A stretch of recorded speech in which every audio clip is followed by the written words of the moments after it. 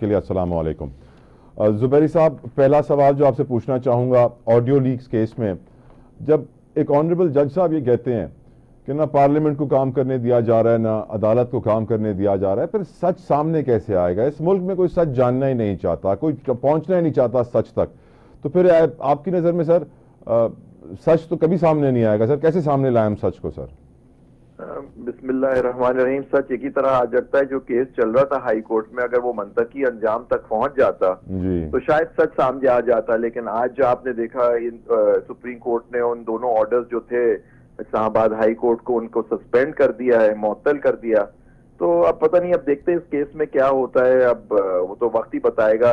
Parliament को काम करने दिया जा रहा नहीं, क्या मतलब? पार्लियामेंट अगर आइन और कानून के खिलाफ कोई वो करे, कानून साजी करे, जजमेंट्स के खिलाफ करे, और ये जो बेंच थी, आपको पता होना चाहिए, ये दोनों मौजूद जज साहिबान ने एक माइनॉरिटी जजेस थे वो जो SIC वाला केस था, और इन्होंने एक नोट दिया है, उसमें कहा है कि हुकूमत को या इनको जो अगर गलत ऑर्डर हो सुप्रीम कोर्ट के, वो नहीं मानने चाहिए। तो ये इनकी जो बात थी, मोस्ट पॉली ऑब्जर्वेशन ये उनकी उस नोट में भी आई, जो एक माइनॉरिटी जजमेंट है जिसका कोई इफेक्ट नहीं होता, लेकिन उसका इफेक्ट ये हुआ है कि अगर खुद दो जजेस मौजूद जज साहिबान कह रहे हैं कि जी मेजॉरिटी जजमेंट को ना माना जाए, तो ये बड़ी अजीब बात थी जो हमने देखी। तो ये वही दो जजेस हैं जिनकी बेंच थी जिसने आज ये ऑर्डर मुअत्तल किया है। और सर इन जजेस ने और भी बहुत सारी सी बातें की हैं जो मैं आपसे समझना चाहता हूँ। सर मुझे याद पड़ता है जुबैरी साहब कि जब इस्लामाबाद हाई कोर्ट के जजेस ने खत लिखा था कि हमें हिरासा किया जा रहा है, तो उस वक्त ऑनरेबल सुप्रीम कोर्ट के जजेस ने कहा था कि इनके पास भी सुओ मोटो आज खुद नोटिस की पावर्स हैं, ये भी एक्शन ले सकते हैं। लेकिन आज सुप्रीम कोर्ट में ये जजेस कहते हैं मौजूद हमारे कि हाई कोर्ट के पास तो आज खुद नोटिस का इख्तियार ही नहीं है। तो यकीनन मैं थोड़ा तजब्जुब का शिकार हो गया था। सर नहीं, बात वो सही कह रहे हैं। जजमेंट से सुप्रीम कोर्ट के हाई कोर्ट के पास खुद नोटिस का इख्तियार नहीं है, वो सिर्फ सुप्रीम कोर्ट के पास है।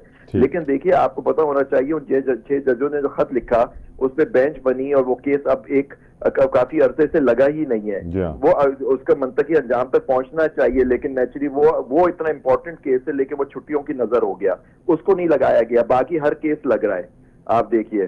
तो लेकिन इन जज साहिबान ने जो बात की कि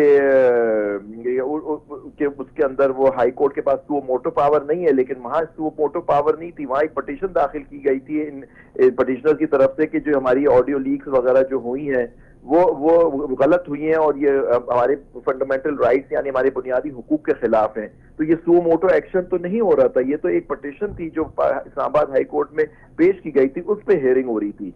तो उसके ये ऑर्डर थे जो आज उन्होंने मुअत्तल किया। तो यह सो मोटो पावर नहीं है हाई कोर्ट के पास, लेकिन ये मेरे ख्याल से ये सो मोटो यूरिसडिक्शन के अंदर तो पावर ऑर्डर्स पास ही नहीं हुए by the Islamabad high court. ठीक सर। जुबैरी साहब, एक चीज एक आम पाकिस्तानी की हैसियत से आपसे समझना चाहता हूं मैं।